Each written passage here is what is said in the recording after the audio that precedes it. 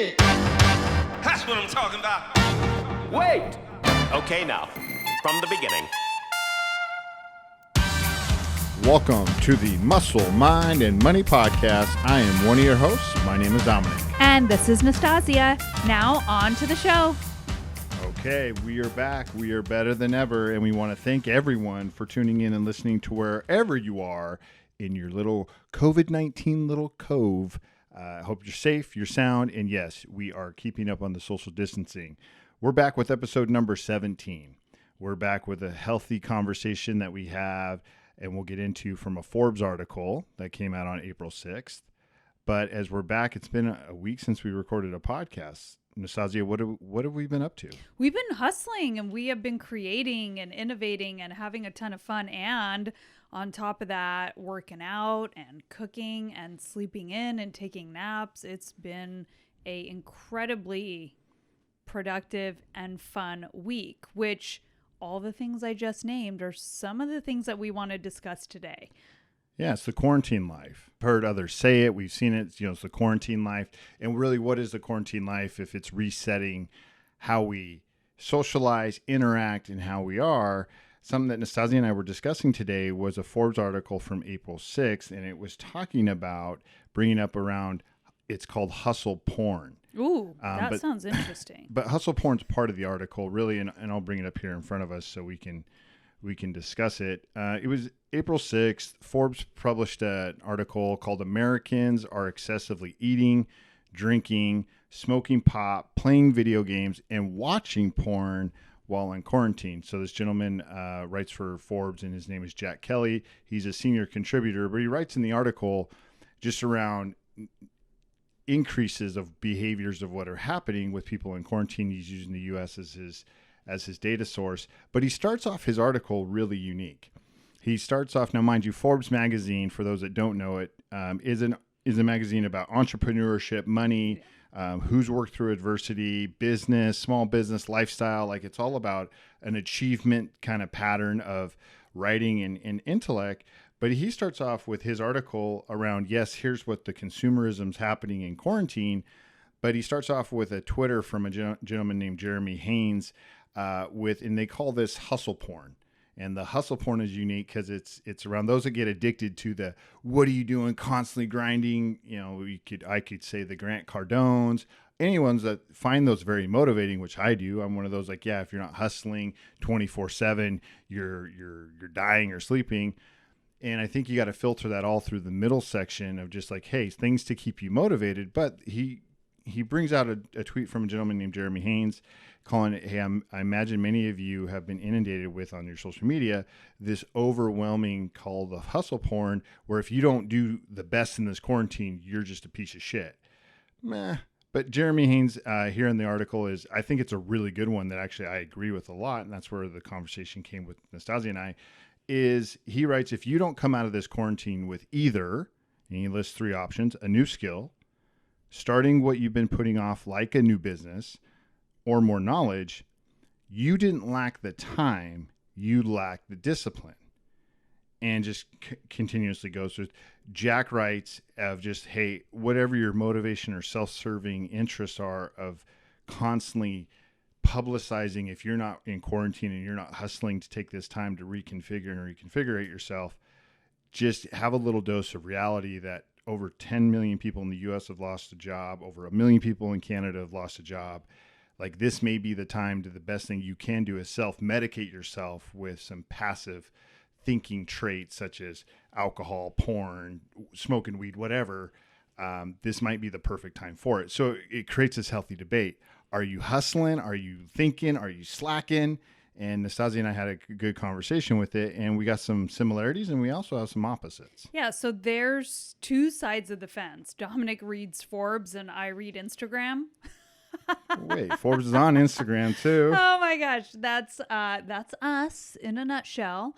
So on my social feed with my friends, there's been, I'm one that's lingering on the side of like, use the time wisely, get your ass up, don't be lazy. This is an opportunity. I am just so gung-ho motivated because I feel like it's the best time to do that with no distractions and no outside forces pulling us in a different way. It's this unique time in our lives and really in history. The last time anything like this was experienced was how many years ago? Well, it's the 1918 Spanish flu pandemic. 100 years ago. So over 100 years ago, there was a quarantine and a reset, and then what quickly followed thereafter in the 20s and 30s was the Great Depression. So in our lifetime, we will never have something like this again. And some of you are like, thank God we will never have something like this again. But I'm looking at it like you'll never have the opportunity to have so much stillness and silence around you to be within yourself to create. But on my social feed, there's a lot of people taking the stance of, hey, quit shoving the shit down my throat. And I'm not a failure if I don't come out with a better body and more cooking techniques and launching a new business and having a new skill set. I'm not a failure if I don't come out of that with this. And I just need some time to chill. And when I see that, I think that we're all in different situations. We have to take our situation that we don't have kids at home. We're not trying to homeschool and work for a corporation at the same time. And we didn't just lose our jobs. So I do think that it's important to be sensitive to people's different situations. But in general, I just can't really be swayed around not taking this as an opportunity to go do things that you didn't have the time or you were too scared to do before. Yeah, you make a really good point, and I appreciate you bringing that up. Is anyone that you listen to from a gas baggery kind of opinion is they're always going to give you their perspective through their lenses. Yeah, we're dual income, no children, in a unique scenario, so we're going to look at it in a different way.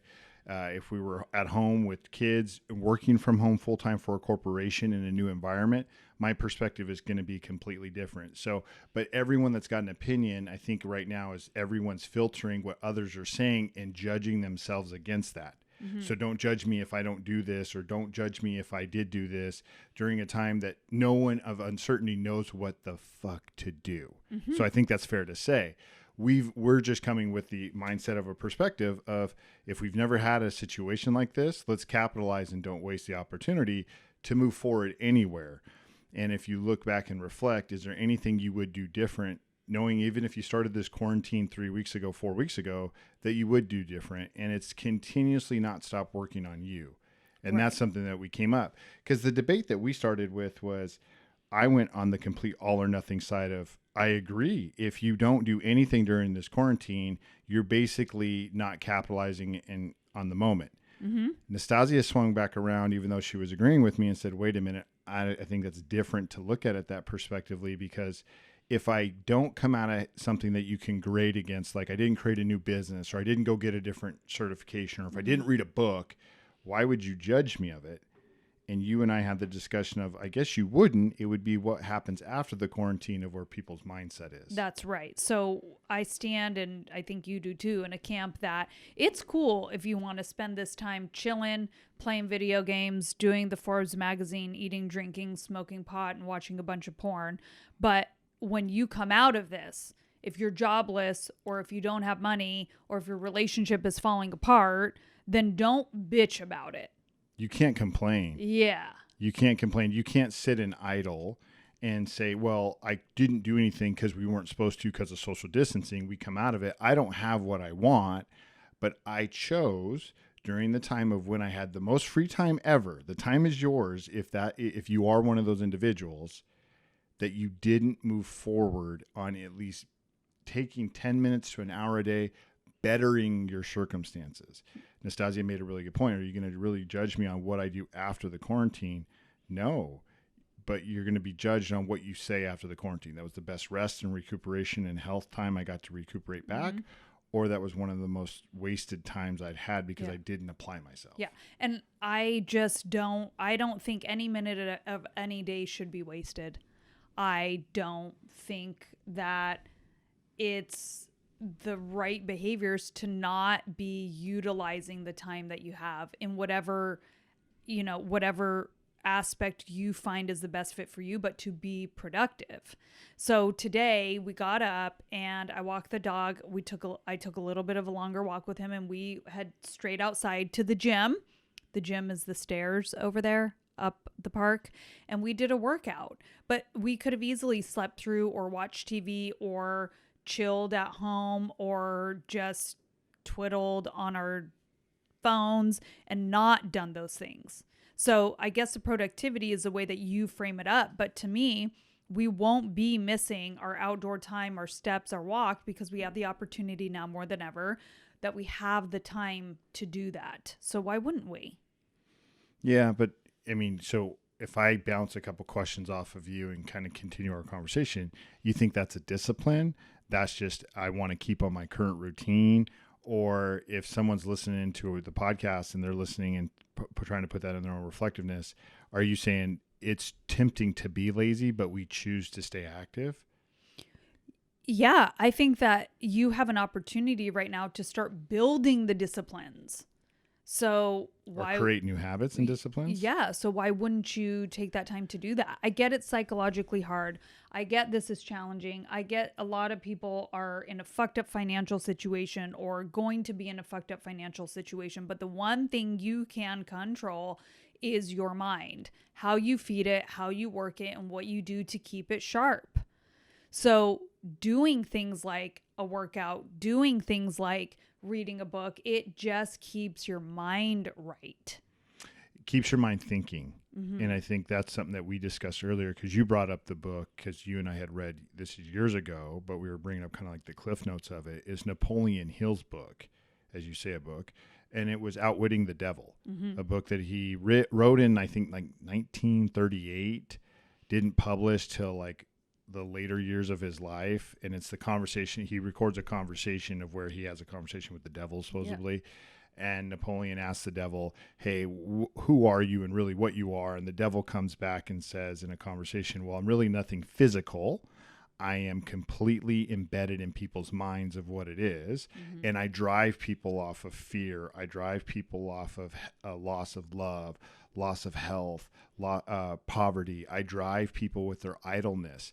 And I think in the book, if I recall it, he talks about drifters and non-drifters. And drifters are those that take idle time and they think of negativity. They take idle time and they blame others. They take idle time and they let the devil, I'm putting this in air quotes if you can see me, control their mind. Yes. Versus being an active thinker, a creative thinker, and taking on your own reality. And he says that's the opposite of me. That's actually like those that believe in faith and in bigger abundances, is that they don't let their mind stop. Yes. He looks for people, this is the devil, looks for people with idle minds to go attack it, meaning that you're not thinking and you're using television or media to not let you be a critical, active thinker all the time. I believe that that's also something that we discussed, is if I have all this time on my hands, and time can be the enemy, because if I don't take time and make it productive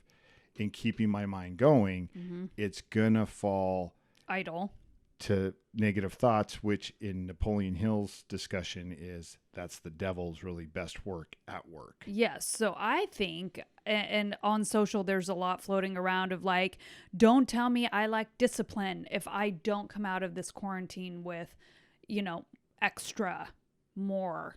So maybe it's a better way to say, don't allow this quarantine to let your mind be idle, where those negativity thoughts and negativity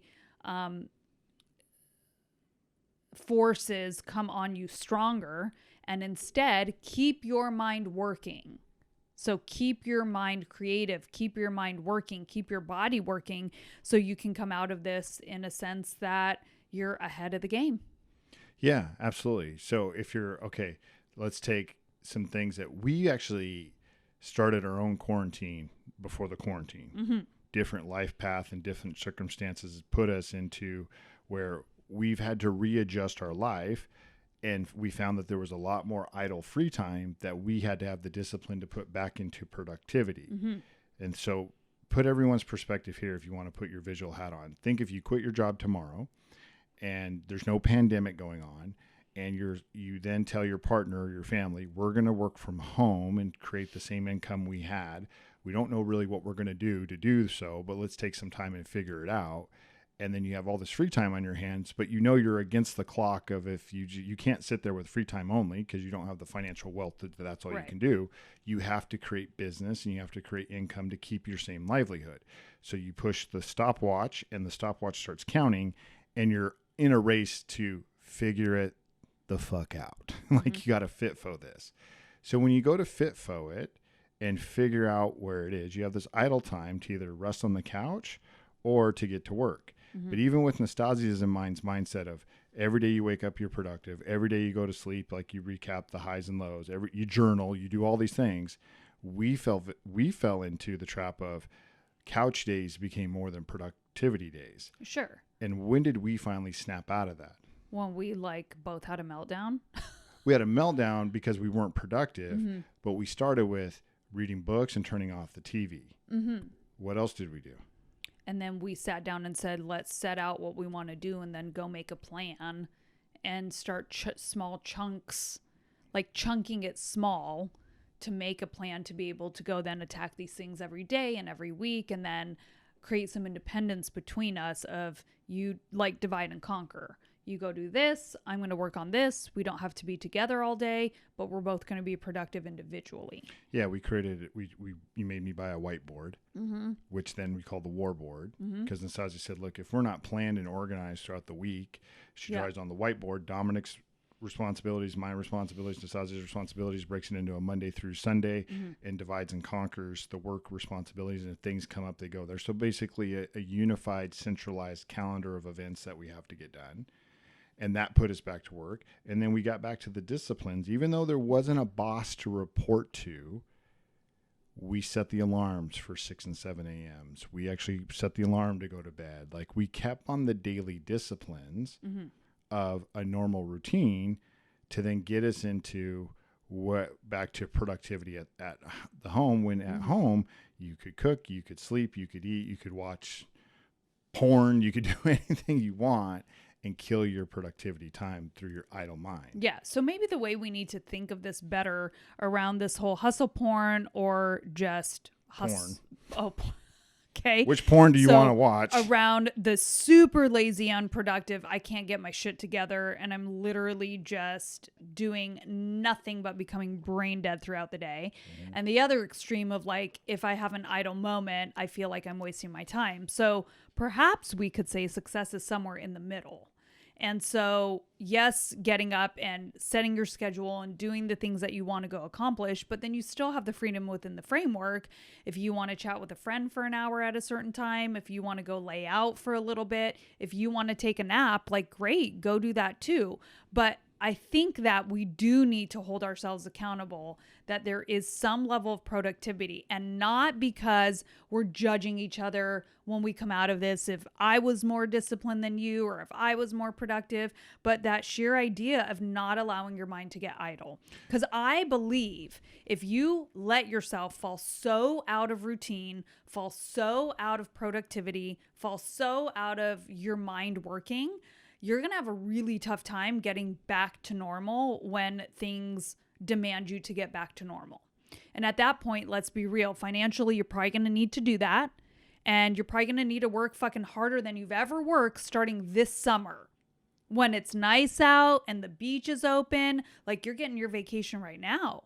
So keeping your mind sharp and keeping those disciplines and those rhythms and those routines in place will allow that transition back to be so much easier and so much smoother.